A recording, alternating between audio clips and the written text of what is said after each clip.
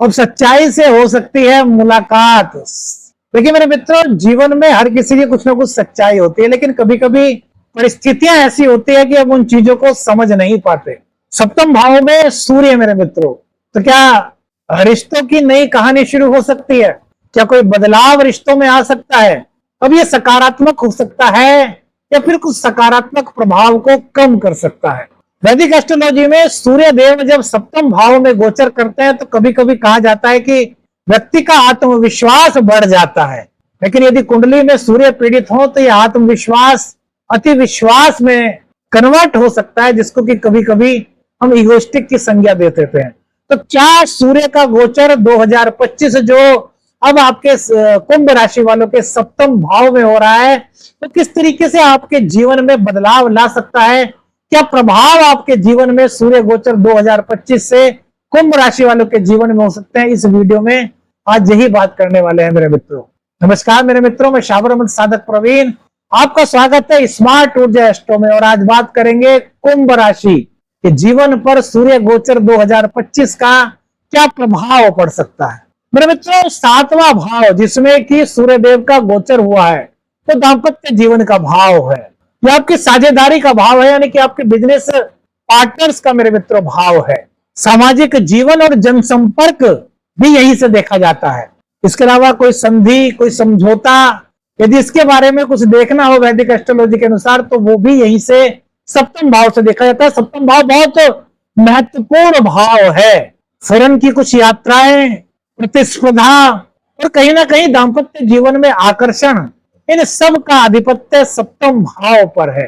तो यहाँ पर सूर्य देव आ रहे हैं मेरे मित्रों। जब भी कोई ग्रह अपने घर में आता है, जैसे कि सूर्य देव का गोचर अब सिंह राशि में 17 अगस्त को हो चुका है और 16 सितंबर तक सूर्य देव आपके सप्तम भाव में रहेंगे, तो मेरे मित्रों वो उस भाव के बल को बढ़ा देते हैं, यानी कि शुभत्व में वृद्धि कर देते हैं। लेकिन यहाँ पर थोड़ा सा मेरे मित्रों ट्विस्ट है, क्या कि विगत 18 मई 2025 को केतु देव पहले से ही आपके सप्तम भाव में आ चुके हैं।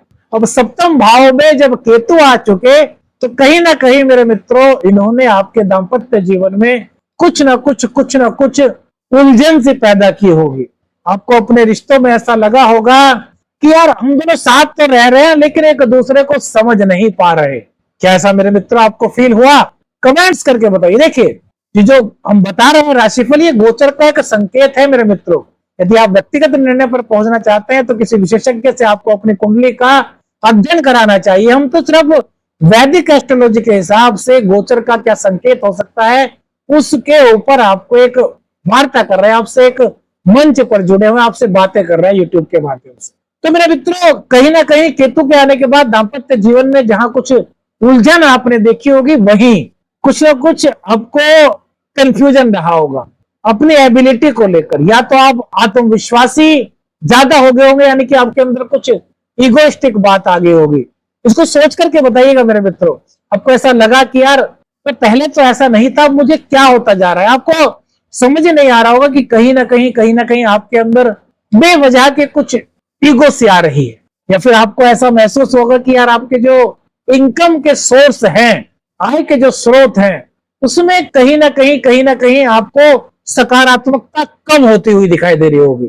आपने देखा होगा आपके जो मित्र हैं तो एकदम से आपसे तो कट गए होंगे, या फिर जब आपको उनकी जरूरत है वो आपके काम नहीं आ रहे होंगे। इस तरह की कुछ परिस्थितियां कुंभ राशि वालों के कुछ लोगों के साथ हो रहे होंगे। सबके साथ हो रही हैं ऐसा तो संभव नहीं, क्योंकि बहुत सारे लोगों की कुंडली में बहुत अच्छी दशाएं चल रही हैं। लेकिन जिनकी कुंडली में शनि की, राहु की, केतु की, अष्टमेश की, खष्टेश की या द्वादशेश की यात्राएं चल रही है, उनमें से अधिकतर लोगों ने कुछ इस तरह की बातें मेरे मित्रों फील की होंगी। यात्राएं करने में कहीं ना कहीं दिक्कत है। यात्रा का प्रोग्राम तो बन जाता है, लेकिन एंड टाइम पे कोई ऐसी दिक्कत आ जाती है कि यात्रा नहीं कर पाते। भाई बहन के साथ, छोटे भाई बहन के साथ कुछ हल्की फुल्की विचारों में भिन्नता, इस तरह की दिक्कतें आपने अपने जीवन में केतु के गोचर के दौरान महसूस की होंगे। राहु आपके लग्न में बैठा है तो कहीं ना कहीं आप कुछ ना कुछ अपने आप से ही बातें करते रहे होंगे। आपको ऐसा लगता होगा कि यार तो खुद से बातें कर रहा हूं। सोच करके बताइए मेरे मित्रों, कमेंट्स कीजिए, क्योंकि ये बहुत डीपली प्रेडिक्शन करके गोचर का संकेत हमने निकाला है। अब सूर्य गोचर 2025 सूर्य देव केतु के साथ सप्तम भाव में आ गए हैं। तो यहाँ पर क्या हो सकता है? देखिए, सूर्य और केतु जब भी आते हैं तो वैदिक एस्ट्रोलॉजी के अनुसार सूर्य और केतु की युति को ग्रहण योग कहा गया है। और ग्रहण योग में सूर्य देव अपना शुभ प्रभाव मेरे मित्रों नहीं दे पाते, क्योंकि राहु की दृष्टि भी सूर्य पर है और केतु के साथ सूर्य है, जिस कारण सूर्य अपने घर में होते हुए भी अपना पूर्ण शुभ प्रभाव आपको नहीं दे पाएंगे। ऐसा कब हो सकता है? जब आपकी कुंडली में सूर्य देव कमजोर अवस्था में हो, नीच अवस्था में हो। लेकिन यदि सूर्य देव आपकी कुंडली में मजबूत स्थिति में है, सूर्य देव पीड़ित नहीं है, राहु केतु शनि के साथ नहीं है, तो फिर जो हमने बताया था कि आपके साथ जो दिक्कतें चल रही थी, उनसे इस गोचर काल के दौरान आप उबर सकते हैं। एक तो दाम्पत्य जीवन में आप एक दूसरे से कितना प्यार करते हैं, इसका सच आपके सामने आ सकता है। यानी कैसे? इस गोचर के दौरान कुछ ऐसी परिस्थितियां बन सकती हैं कि आपको ऐसा लगे कि यार मैं अपने पार्टनर से कितना प्यार करता हूं, लेकिन मैं उनसे दूर क्यों हूं, मैं उनसे बातें क्यों नहीं कर पा रहा। आपके पार्टनर को भी ऐसा लग सकता है कि यार मैं अपने पार्टनर से कितना प्यार करती हूँ, लेकिन यार उनसे बात क्यों नहीं कर पा रहे। ऐसी क्या परिस्थिति बन रही है? क्योंकि केतु बैठा है। तो राहु और सूर्य, यदि सूर्य आपकी कुंडली में मजबूत होगा तो यह आपको सोचने पर मजबूर कर सकता है कि आखिर आपके बीच में कोई भी दिक्कत नहीं, फिर भी आप दोनों विगत 18 मई से क्यों अलग अलग से हो रहे हैं। यानी कि आपके रिश्ते में सच्चाई सामने आएगी, आप दोनों को अपने रिश्ते की असली ताकत का पता चल सकेगा और आप दोनों एक दूसरे के निकट आ सकोगे। मेरे मित्रों, यहाँ पॉजिटिवनेस दिखाई देगी यदि आपकी कुंडली में सूर्यदेव मजबूत स्थिति में है। तो यदि सूर्यदेव पीड़ित हैं, कहीं ना कहीं सूर्यदेव की स्थिति आपकी कुंडली में अच्छी नहीं है डिग्री वाइज, तो फिर क्या हो सकता है कि पति पत्नी के बीच कुछ कंफ्यूजन बढ़ सकता है। लेकिन फिर भी एक दूसरे को सोचने का मौका जरूर मिलेगा। क्यों? क्योंकि सूर्य देव राजा हैं और राजा होने के कारण उनकी ताकत बहुत ज्यादा होती है। अब सूर्य देव की दृष्टि आपके लग्न पर पड़ेगी मेरे मित्रों, तो ये आपको आत्मविश्वासी बनाएंगे, ये आपको स्वाभिमानी बनाएंगे। पहले जिन निर्णय को लेने में आपको हिचकिचाहट होती थी, आपके मन में कंफ्यूजन होता था कि यार मैं कर पाऊंगा तो इसका क्या असर हो सकता है, कुछ नेगेटिव हो सकता है, सकारात्मक हो सकता है या पॉजिटिव हो सकता है, इस तरह की कुछ कंफ्यूजन आपको लगती होगी। लेकिन अब यदि कुंडली में आपके सूर्यदेव मजबूत स्थिति में है, डिग्री वाइज मजबूत है, तो आपकी डिसीजन क्षमता को ये मजबूत कर सकते हैं मेरे मित्रों। यानी कि आपकी सोचने की शक्ति, आपके निर्णय लेने की शक्ति में इजाफा कर सकते हैं मेरे मित्रों। ये आपका पार्टनर जो बिजनेस पार्टनर है, यानी कि आपका रिश्ता, बिजनेस पार्टनर के साथ रिश्ता हमेशा मृदु होना चाहिए, तभी तो आप अपने बिजनेस को आगे बढ़ाएंगे।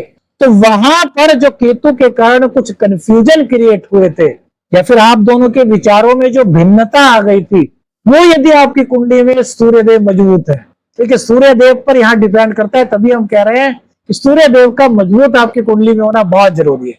तो एक बार अपनी कुंडली को खोल करके देखिए कि सूर्य आपके कुंडली में किस स्थिति में। तो यदि वो मजबूत स्थिति में है तो पार्टनर से आपके संबंध सुधर सकते हैं, वो जो विचारों की भिन्नता थी तो दूर होने की ओर अग्रसर होगी। आपके जीवन में पार्टनर और आपके दोनों के संबंध प्रगाढ़ होंगे। और यदि सूर्यदेव अच्छी स्थिति में नहीं होंगे, पीड़ित होंगे, तो मेरे मित्रों यहाँ पर कंफ्यूजन थोड़ा सा हो सकता है। यानी कि आप अलग दिशा में जा सकते हैं, आपका पार्टनर आपको अलग दिशा में जाने को कह सकता है। तो यहाँ पर कुछ ऐसे कंफ्यूजन आपकी जिंदगी में आ सकते हैं कि यार मेरा पार्टनर मुझे नहीं समझ पा रहा, आपके पार्टनर को लगेगा कि आप उन्हें नहीं समझ पा रहे। तो ऐसी स्थिति में आपको अपने पिता की सेवा करनी चाहिए। यदि आप पिता की सेवा करते हैं तो आपको सूर्य का आशीर्वाद मिल सकता है। देखिए, रेमेडी आपको बताएंगे शास्त्रोक्त, लेकिन आपको अपने मन से भी सोचना होगा कि ग्रह जो करते हैं वो तो करते हैं, ग्रहों का जो इफेक्ट हमारे जीवन पर पड़ता है वो एक अलग चीज है। लेकिन यदि पुरुषार्थ से हम पॉजिटिव सोच रखें, पॉजिटिव कदम आगे बढ़ाएं, तो मेरे मित्रों काफी चीजों को हम पॉजिटिव कर सकते हैं। अब देखिए, सूर्य और केतु की संयुक्त दृष्टि आपके 11वें भाव पर होगी। 11वां भाव आपकी लाभ का भाव है, आपके इनकम का भाव है, आपके मित्रों का भाव है। तो यहाँ पर सूर्य देव आपको लाभ के अवसर देंगे, लेकिन केतु के कारण कुछ इस तरह की परिस्थिति आपके सामने आ सकती है कि यार मुझे कौन सा रास्ता चुनना चाहिए। क्यों? क्योंकि केतु मिस्ट्री है, केतु अप्रत्याशित रूप से कार्य कराता है। तो मेरे मित्रों यहाँ पर आपके लिए सलाह यही रहेगी कि आप हमेशा सही रास्ते को चुने, आप हमेशा पॉजिटिविटी के साथ जाए, आप कभी भी शॉर्टकट को न अपनाएं कि हो सकता है शॉर्टकट में कुछ नेगेटिविटी छुपी हो।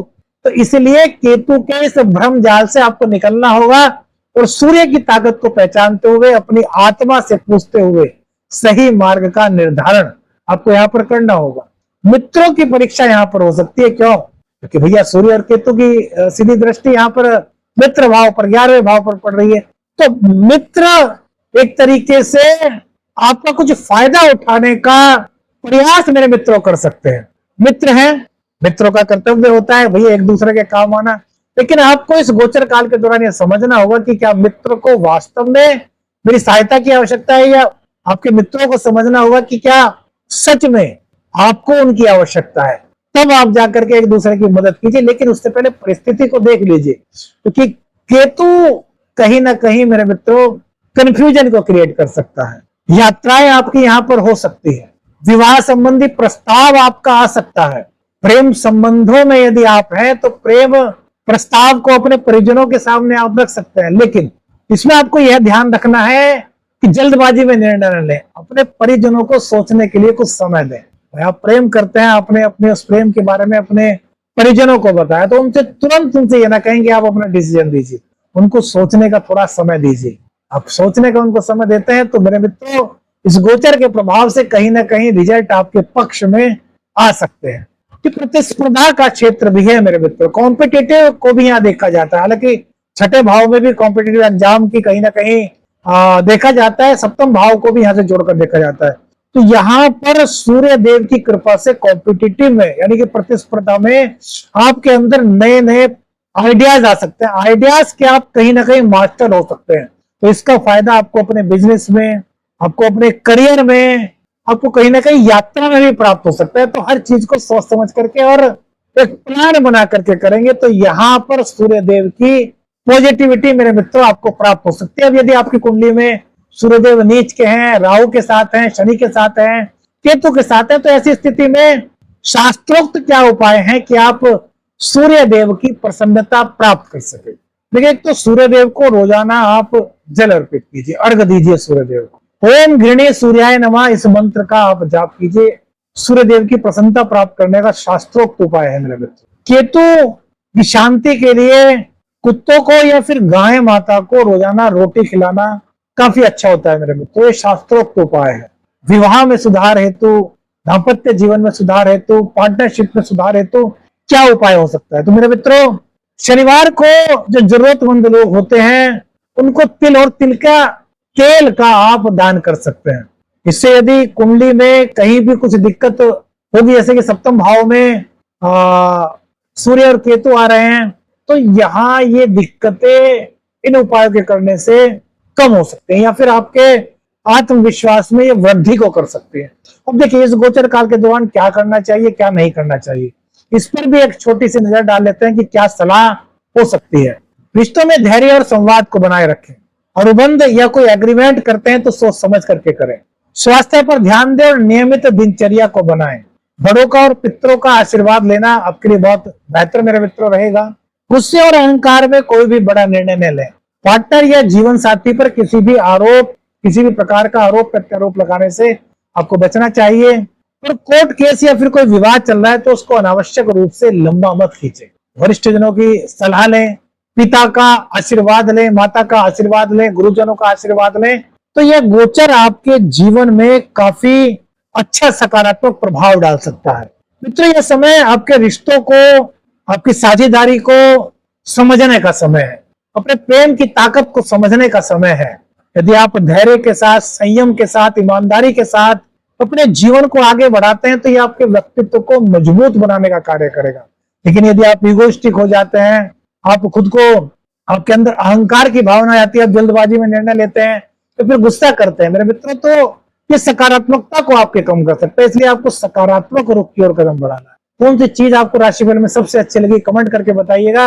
वीडियो अच्छी लगी लाइक और शेयर कीजिए। चैनल पर नए चैनल को सब्सक्राइब कीजिए। आदेश आदेश रंजन, हर हर महादेव।